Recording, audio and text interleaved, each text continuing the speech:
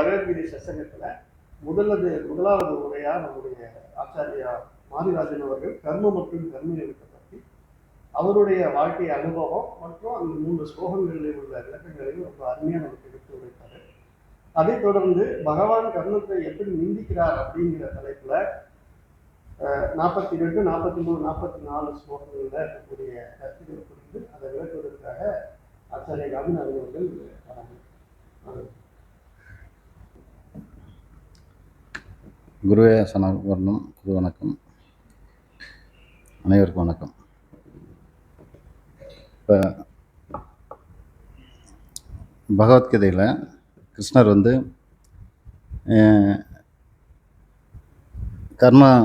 அதாவது கர்மயோகம், கர்மத்தை எப்படி செய்யணும் அப்படின்றத வந்து கிளியராக சொல்லியிருக்காரு. கர்மயோகங்கிற தலைப்பில் கிளியராக சொல்லியிருக்கிறாரு. ஏன்னா கர்மம் செய்யாமல் இருக்கவே முடியாது யாருமே. மனுஷனாக பிறந்தா, ஒரு ஜீவனாக பிறந்தாக்க அது பிறந்ததுலேருந்தே அந்த கர்மம் ஸ்டார்ட் ஆயிடுது. செய்யாமல் இருக்கவே முடியாது. நீ தூங்கினாலும் அது ஒரு கர்மம் தான் அப்படின்னு தான் சொல்ல முடியும். கனவுல செஞ்சாலும் அது ஒரு கர்மம் தான். எப்படி தான் இருந்தாலும் கர்மம் செய்யாமல் இருக்க முடியாது. அப்படிங்கிறப்ப அது எப்படி செய்யணும், கை நோகாமல் எப்படி செய்யணும் அப்படின்றத வந்து கை நோகாமன்னா நமக்கு வந்து பிரச்சனை வராமல் எப்படி செய்யணும் அப்படின்றத கர்மயோகம் மூலமாக செஞ்சீங்கன்னா உனக்கு எந்த கை நோகும் வராது அப்படின்னு கிளியராக சொல்லியிருக்காரு. அது வந்து நம்ம மாரிராஜன் அவர்கள் ரொம்ப அவரோட அனுபவபூர்வமாக இது பண்ணி அவர் எல்லாருக்கும் சொல்லி கொடுத்தாரு.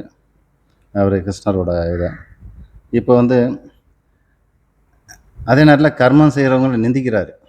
என்ன கர்மம் செய்கிறவங்கனாக்கா சாதாரண இப்போ வந்து பேராசை பிடிச்சி சில கர்மம், அதாவது பேராசை பிடிச்சி கர்மம் செய்கிறாங்க இல்லைங்களா, அவங்கள வந்து பயங்கரமாக திட்டுறாரு. அந்த திட்டுறதை வந்து 3 பாட்டில் எழுதியிருக்கிறாரு. அது வந்து நம்ம எப்படின்னா அதை நான் சொல்கிறேன். பகவத்கீதை 2வது அத்தியாயம் 42வது ஸ்லோகத்தில் என்ன சொல்கிறாருன்னா, யாம் இமாம் புஷ்பிதாம் வாசம்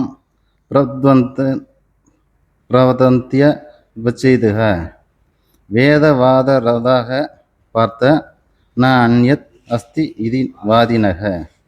அதாவதுனா யாம் இவாம் புஷ்பிதாம் வாசம் அப்படின்னாக்க அந்த பேச்சு எப்படி இருக்கும்னாக்கா அவங்களோட பேச்சு அப்படியே பூ மலர் மாதிரி இருக்குமாம். புரிஞ்சுங்களா? அப்படியே அந்த நம்ம நார்மலாக ஒரு ரோஜா பூ இதெல்லாம் போட்டு ஒருத்தவங்கிட்ட செண்டு கொடுத்து பேசுவோம் இல்லைங்களா, அந்த மாதிரி பேச்சே ஒரு செண்டு கொடுக்குற மாதிரியே இருக்குமாம். அந்த மாதிரி அவ்வளோ அருமையாக பேசி இந்த மாதிரி இந்த கர்மத்தில் இழுத்துட்டு வந்து அந்த கர்மகாண்டி அவங்களும் கர்மகாண்டியாக இருப்பாங்க.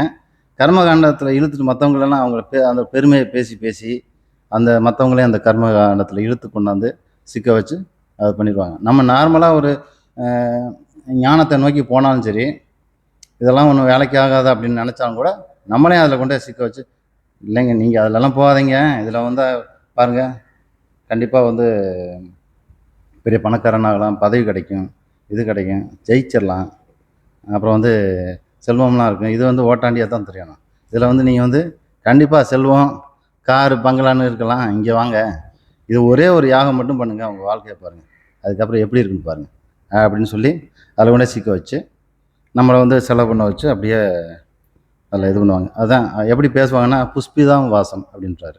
மலர் போல் பேசுவாங்க, நம்ம மென்மையாக பேசி அவங்கள இழுத்து கொண்டாந்து அப்படியே சிக்க வைப்பாங்க. அதனால் அவங்கள்ட்ட எச்சரிக்கையாக இருக்கணும். கிருஷ்ணன் சொல்கிறாரு எச்சரிக்கையாக இருக்கணும் அப்படின்னு சொல்கிறார். ஆக்சுவலாக கர்மம் செய்கிறது பலன் கொடுக்குற எல்லாம் அவர் தான் பலனே கொடுக்குறாரு. பரமபல தாதாவே ஈஸ்வரன் தான். அவரே செய்யாதுங்கிறார். அதனால் அவர் நான் தான் செய்ய சொல்கிறேன், இருந்தாலும் நீ எச்சரிக்கையாக இரு. நமக்கு ஞானிகளுக்கு அவர் எச்சரிக்கை கொடுக்குறாரு. இது 3 பக்கம் ஞானிகளுக்கு எச்சரிக்கை கொடுக்குறாரு. நீ சிக்கிக்காதீங்க, அது வந்து சித்தி கிடைக்கும், ஞானம் அது கிடைக்கும், அஷ்டம சித்திகள் கிடைக்கும், பெரிய பெரிய புண்ணியம் கிடைக்கும், நீங்கள் சொர்க்கத்துக்கு போகலாம் அப்படி இப்படின்ட்டு ஏதாவது ஒன்று சிக்க வச்சு நம்மளை இது பண்ணுவாங்க.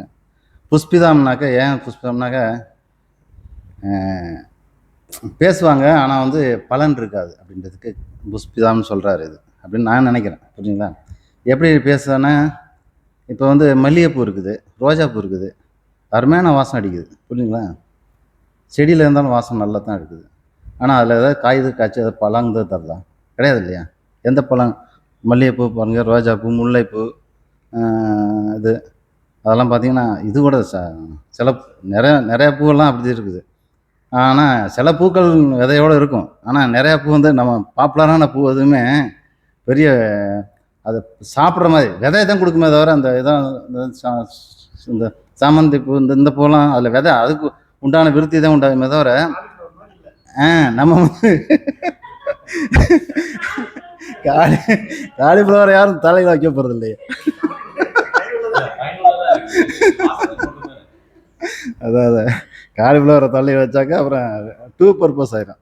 தலையிலையும் வச்சுக்கலாம், அப்புறம் சாப்பிடவும் செய்யலாம் அப்படின்ட்டு. அப்படி ஓகே ஓகே. அந்த மாதிரி காலிஃப்ளவர் மாதிரி எல்லாம் பேச மாட்டாங்க, அது ரோஜா பூ மாதிரி பேசுவாங்க. ஓகே.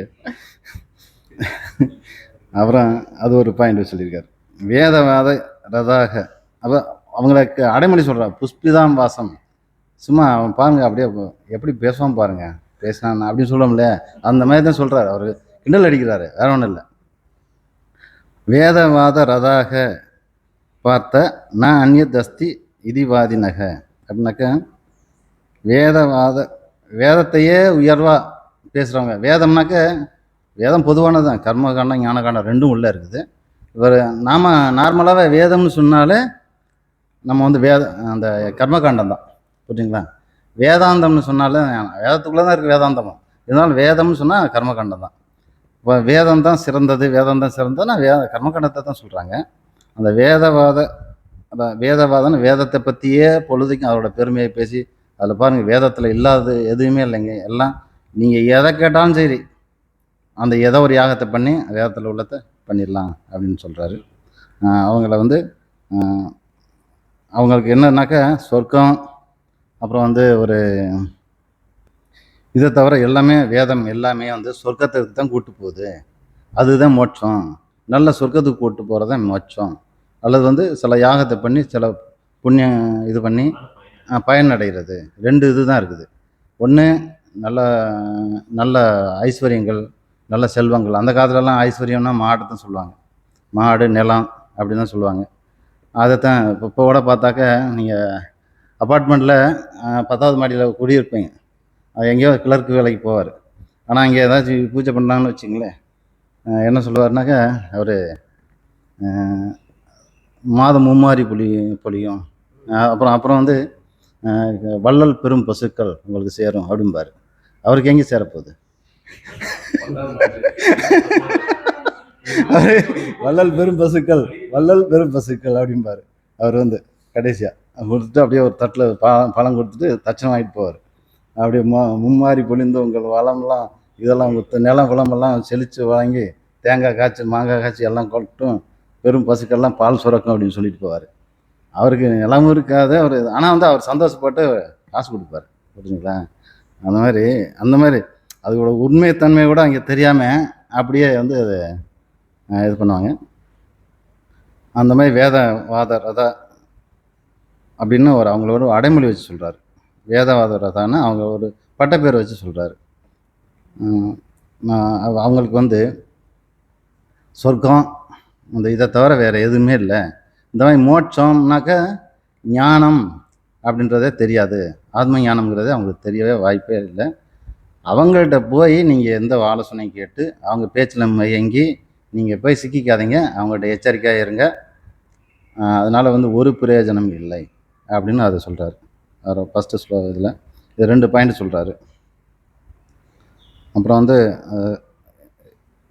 43வது ஸ்லோகத்தில் காமாத்மனக ஸ்வர்க பரா ஜன்ம கர்ம பலாப்பிரதம் கிரியா விசேஷ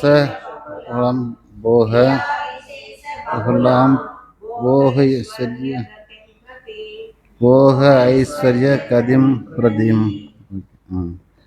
நன்றி. இப்போ வந்து இன்னொரு அடைமொழி சொல்கிறார், காமாத்மனக. இதுக்கு முன்னாடி அவங்களுக்கு என்னென்னா பூ மாதிரி பேசுகிறவங்க அப்படின்னு சொல்கிறாரு. அப்புறம் 2வது அடைமொழி வேதத்தையே புகழ்ந்து பேசுகிறவங்க அப்படின்னு அவர் கிண்டல் பண்ணுறாரு. 3வது அவர் என்ன சொல்கிறாரு, காமாத்மக எப்போதுமே பேராசை பிடிச்சவங்க, ஆசை அவனோட ஆசை என்ன அடையணும், அதாவதுன்னா ஆசை அடையணும், அப்புறம் வந்து போகத்தை அனுபவிக்கணும், ஒரு செல்வத்தை அனுபவிக்கணும், ஒரு ஐஸ்வர்யத்தை அனுபவிக்கணும், இது சம்மந்தப்பட்டதை நோக்கமாக கொண்டவங்க. சொர்க்க பர ஜன்ம கர்ம சொற்பதக அப்படின்னாக்க சொர்க்கத்தை தவிர வேறு உயர்ந்தது வேறு எதுவுமே இல்லை அப்படின்னு அவங்க வந்து அவங்களோட கருத்தில் இருக்கிறாங்க. அதை தவிர வேறு யாரும் சொல்லிக் கொடுக்கல. காரணம் அவங்களோட அறியாமை தான். அவங்க வந்து அவங்களோட குருக்கள் எல்லாமே வந்து கர்மத்தை நோக்கி போகிறாங்க.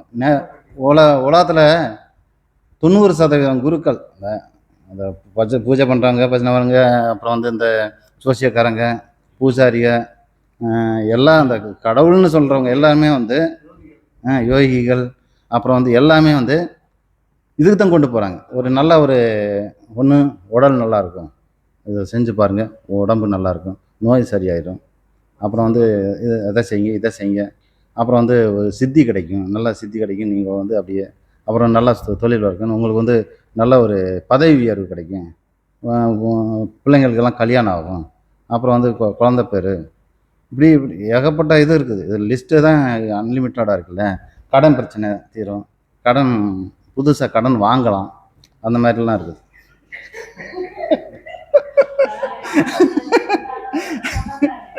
அப்புறம் என்ன பண்ணுவாங்க, அதான் புதுசாக கடன் வாங்கலாம், புதுசாக கடன் நிறைய கிடைக்கும், கடன் பிரச்சனை தான். நல்ல ஒரு அரசியல் இதில் வந்து நல்ல பெரிய பதவி கிடைக்கும்.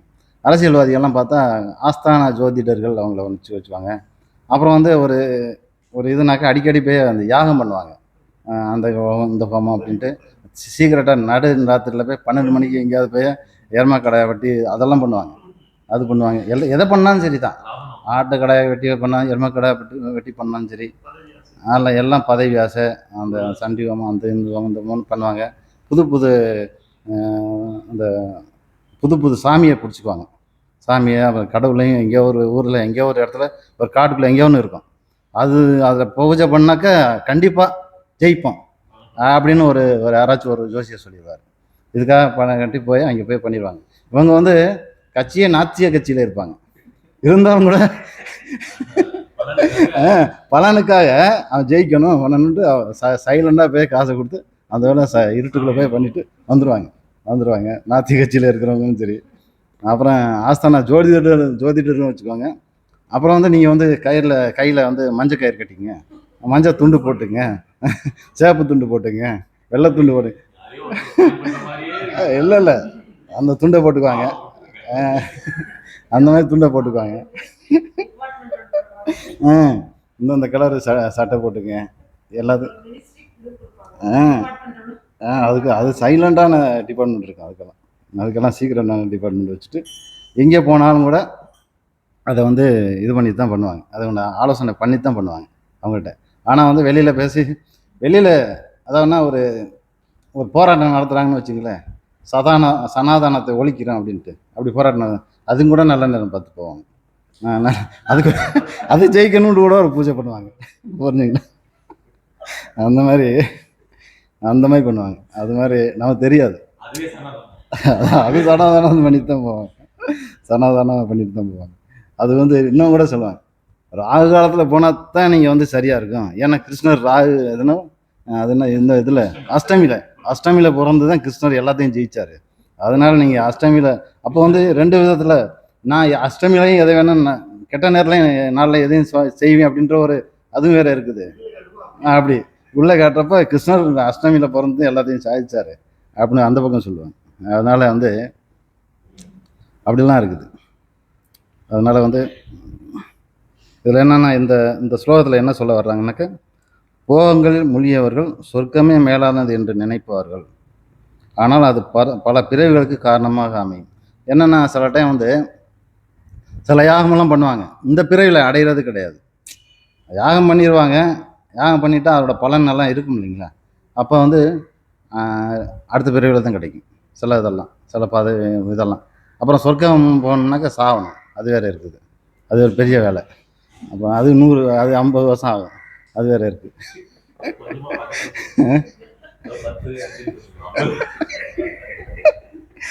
ரொம்ப யாகம் சொர்க்கம் போகணுன்னு அதிகமாக யாகம் பண்ணால் உடனே கூட சொர்க்கம் கிடைச்சாலும் கிடைச்சிடும், சொல்ல முடியாது. அந்த மாதிரி கூட ஆகும். அதனால் வந்து போகங்களின் மொழியோடு சொர்க்கம் மேலாது என்று நினைப்பார்கள். ஆனால் அது பல பிறவிகளுக்கு காரணமாக அமையும். சில இதெல்லாம் வந்து அடுத்த பிறவியில் அடையிற மாதிரி தான் சில விஷயங்கள்லாம் இருக்கும். இந்த பிறவியில் அவனுக்கு வந்து இதே இருக்காது. அப்படிங்கிறப்ப அந்த மாதிரி தான் போகும். போகம், ஐஸ்வர்யம் மற்றும் அதிகாரம் பெறுவதற்காக பல கர்மங்களின் பலனை பெற வேண்டி பல வகையான கர்ம முறைகள் கூறுகின்றபடியே பல்வேறு கர்மத்தை நரகத்தை நாடி செல்கிறார்கள் அஷ்டமாசித்தியர். இதில்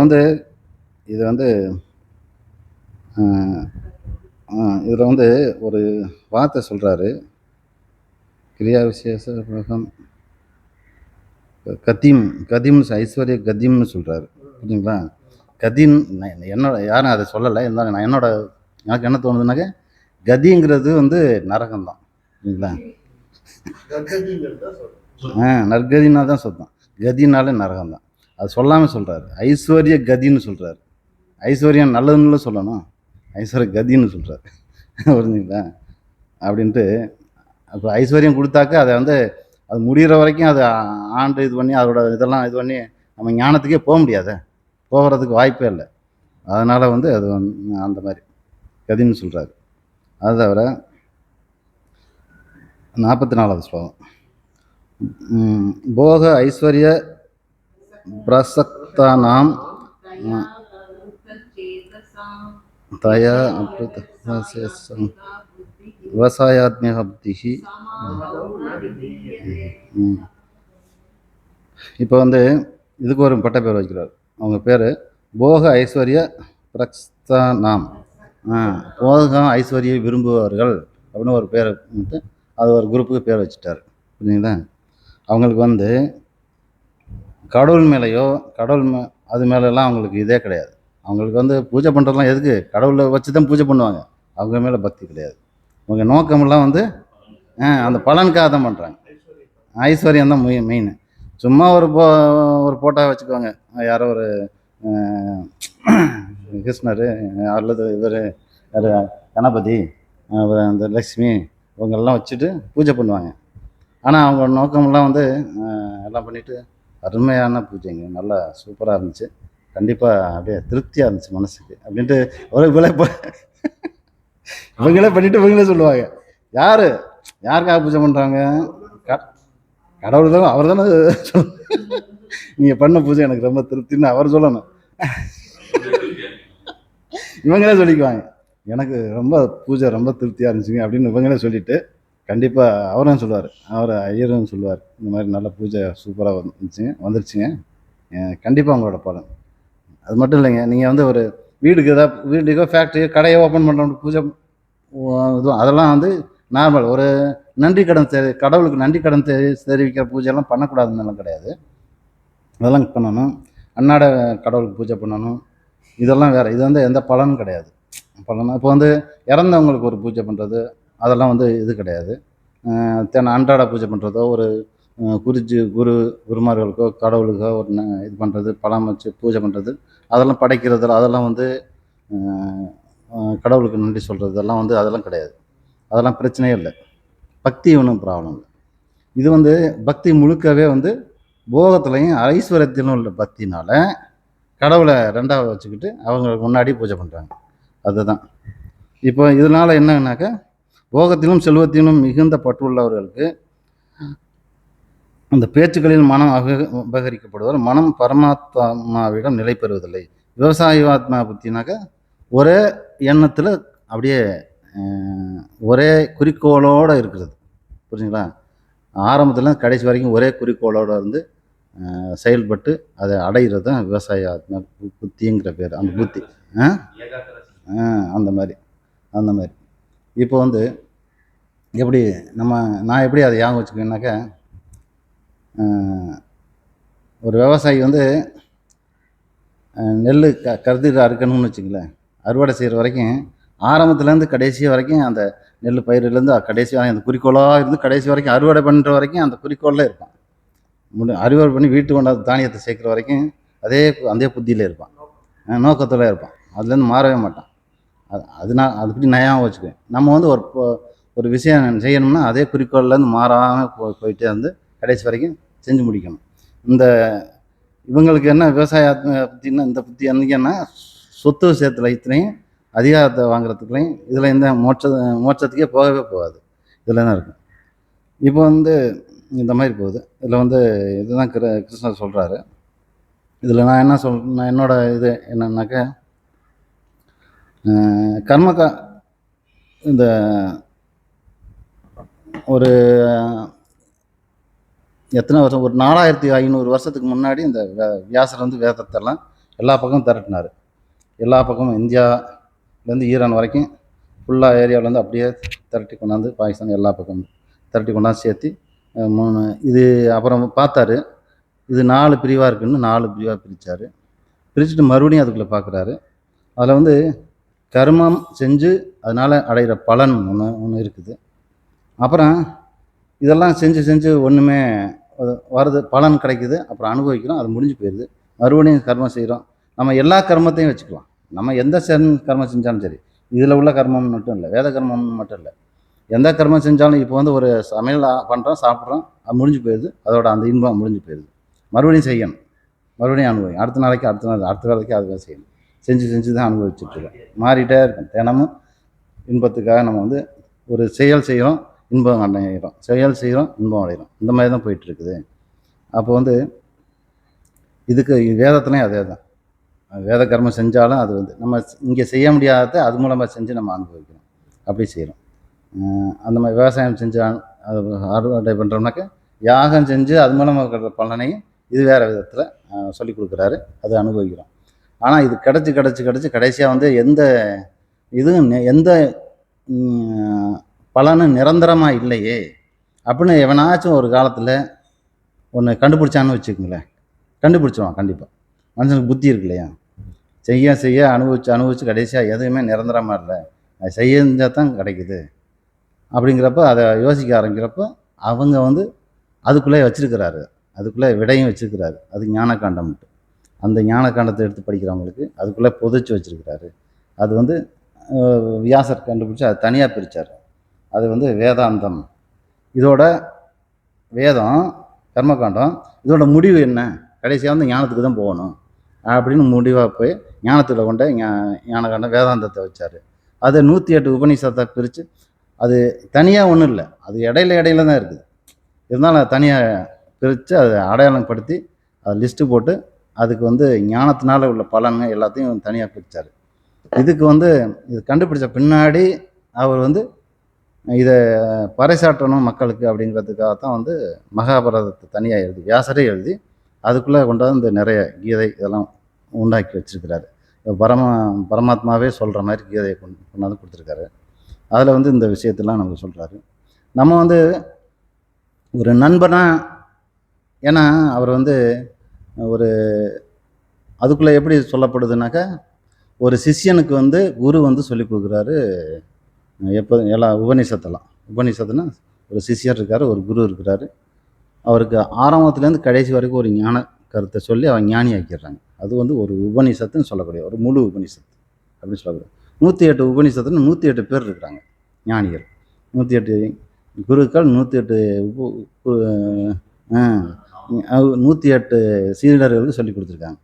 இது வந்து அதே மாதிரி தான். இது வந்து கிருஷ்ணர் வந்து அவரோட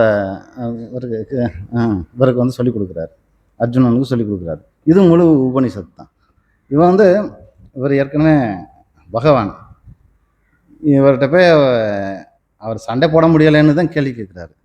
ஆனால் வந்து ஒரு ஞானிகிட்ட போய் ஏதாச்சும் எந்த கேள்வி கேட்டாலும் சரி கடைசியாக மோட்சத்துக்கு தான் எடுத்துகிட்டு போவாங்க கண்டிப்பாக. புரிஞ்சுங்களா?